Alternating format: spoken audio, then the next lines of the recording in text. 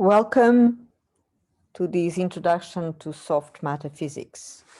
In this first part, I will try to introduce some concepts which are useful. They appeared in condensed matter in general and in critical phenomena, but they're very useful to understand soft matter systems. So, condensed matter physics is the branch of physics that deals with the properties of extended systems with many interacting particles. In general, those particles are atoms or even electrons, but they could be colloids like in soft matter physics. And the program is generally in principle is quite simple to state. You have the particles, you specify the interactions and the dynamics, and as a result, you can calculate the properties that emerge at the macroscopic length scale. Of course, the problem is that these equations are generally quite intractable, and therefore, in condensed matter physics, you have to, and it's really how you progress, you have to understand the properties through a process of coarse graining based on statistical physics. And in some sense, you can say that these macroscopic properties are emergent properties. I'm going to give you one or two examples so to make this concept clear, and because this is important, the more complex the system is, the more important it is to understand the type of concept that I'm talking about or introducing. So, for example, I can say that a solid is rigid. And in this sense, the rigidity is a property not of the atoms that form the solid, but of the arrangement of these atoms in the extended system. By contrast, a fluid made by the same atoms is not rigid, it flows. Different solids may have different rigidities, but rigidity is a common property of solids that is ultimately related to the fact that the particles are arranged in fixed periodic lattices. Okay, so I said that in a way, understanding rigidity and the fact that solids are stable under certain conditions is a very difficult problem to solve by macroscopically by first principles, but we can grasp the stability of the different phases by looking at thermodynamics, in addition to the fact that the system is a many particle system. So if we consider that the system is at thermal equilibrium and at a given temperature, and it's made of many particles that interact, so interaction is crucial to this argument. I know that from thermodynamics that the stable phase, the equilibrium phase, is that which minimizes the Helmholtz free energy, which is the sum of the energy and minus T temperature entropy. So at zero temperature, the term that dominates is the energetic term, and this energy is just kinetic and potential energy, and therefore this is minimized by the arrangement of particles that give you the lowest energy. And if you take the type of potential that is common among simple atoms, you can easily convince yourself that the structure is a periodic arrangement or a crystalline solid. The same argument tells you that at very large temperatures, the energy is irrelevant, and then the arrangement that minimizes the free energy is that which maximizes the entropy, which corresponds to a gas. Now, the next thing to notice is that the solid and the gas have the microscopic arrangement of the particles in a solid and a gas is different in a very profound way. The symmetry is different. In the gas, all positions are equivalent, while in a solid, you have a periodic lattice, so the positions are only equivalent in a discrete way, positions related by the group symmetry of the Bravais lattice. And so if you realize that, then you realize that to go from the solid to the gas, you need to break the symmetry either exists or it does not exist, and therefore you have a phase transition. So at this level, you can relate the transitions between the states of matter and the structure or the symmetry of the phases that undergo the transition. Okay, what about the liquid? The liquid is different because the liquid does not I cannot predict the stability of the liquid using a simple argument like I used for the solid or the gas. But the liquid is important for many reasons. I'm not even going to begin to discuss them. And one of them is that because the liquid is only stable in a finite range of temperatures, and in fact, the condensation line where the liquid and the gas coexist ends at so-called critical point, which has properties that will determine many aspects that will be mentioned in what follows and that can be applied outside of the realm of such a simple or seemingly simple physical state.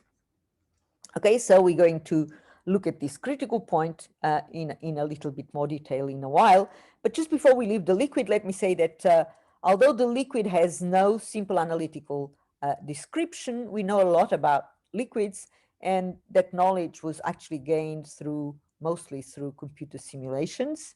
And in fact, the program of the big computers at Los Alamos once the Second World War finished, or one of the programs, was specifically aimed at understanding the properties of liquids. Some of these complications will appear or reappear in soft matter, but we'll leave them for the time being because we'll have the next set of lectures. Part 2 is really dedicated to soft matter. Before I proceed and talk about the critical point, let me just tell you a little bit about temperature and fluctuations.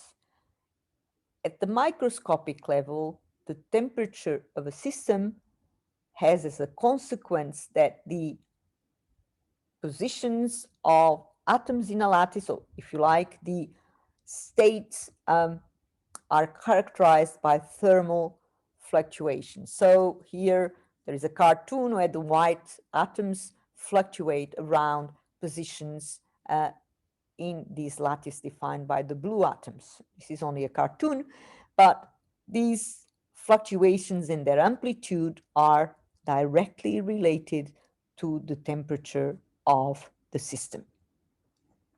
However, thermodynamics describes very well the states of matter and their relations.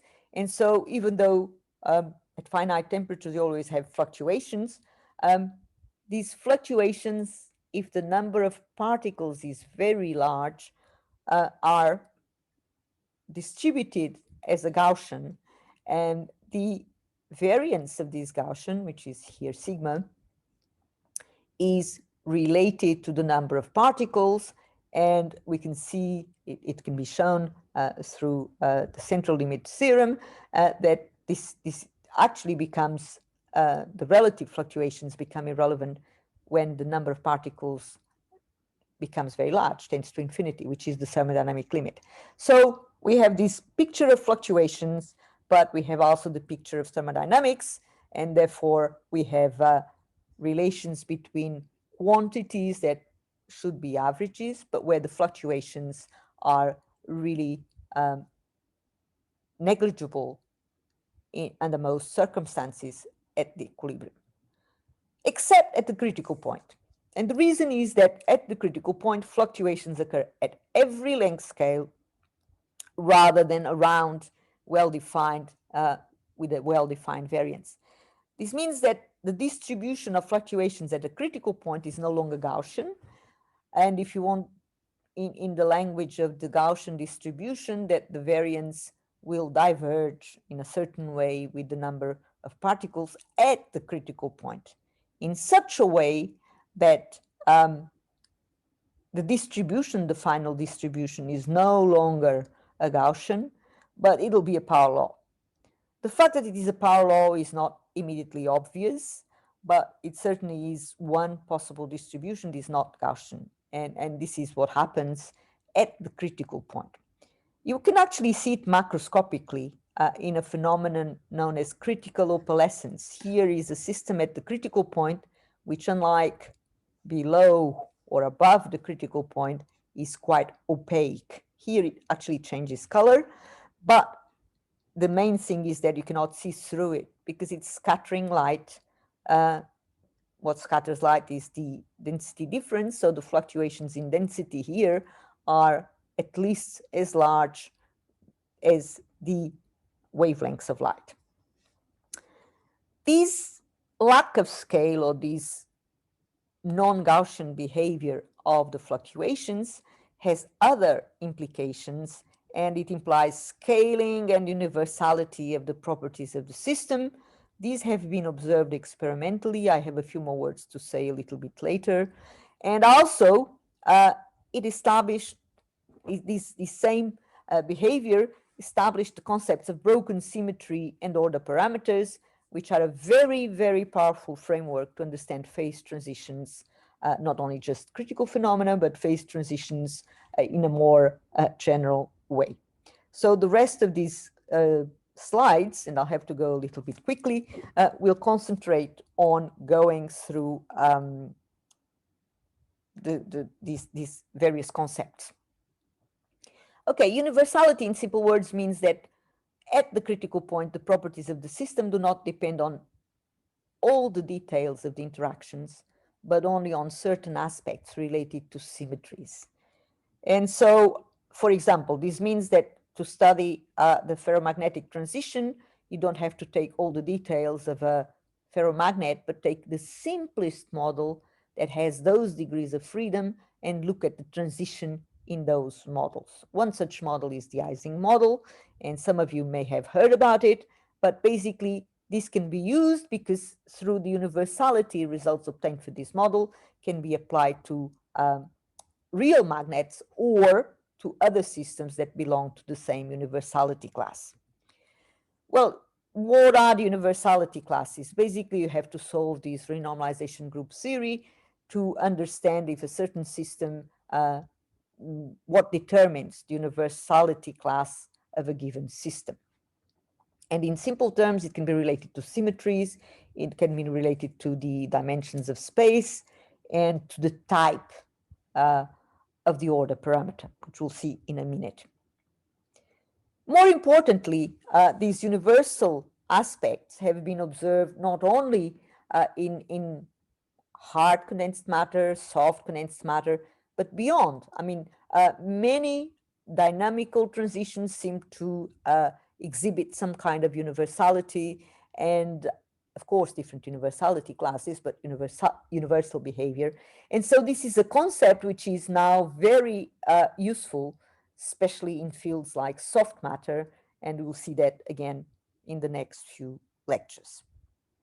I want to finish with a couple of slides that were the last two words here. I said the theory implied scaling, universality, this is lack of scale, universality, broken symmetry, and order parameters. By broken symmetry, I mean that many phase transitions, like the ones we're talking about, ferro, paramagnetic, or even liquid gas, can be understood as a symmetry breaking process. Here, there's a mechanical representation of that. We have a symmetric potential, and when the potential only has one minimum, then the mass will sit at the bottom, and this is a symmetric state. But if a symmetric potential has this shape, then the mass will go into one of the two equivalent minima, because the potential is still symmetric, but the fact that this ball will have to choose one of them will make the final state asymmetric. This is called symmetry, spontaneous symmetry breaking, and many phase transitions can be understood using this lens. Associated with that is the concept of order parameter. We'll see some examples in part 3 of order parameters, but basically it's some quantity here in this picture. This would be the order parameter in this symmetric state, would be 0, let's say, and here in the broken symmetry phase would be non-zero. But what it is, it's magnetization in ferromagnetic systems, and we'll see some more examples in soft matter systems like the order in liquid crystals and so on. The framework under which all of these aspects can be understood goes by the name of Landau theory, and this will be the topic of session 3. And I will not say very much. You can read what's in here and what's in the notes, but this is a powerful theory which can be derived using the coarse graining statistical mechanics tools that I mentioned before, and the results of which are very applicable not only to soft matter, but in particular to soft matter. Thank you very much.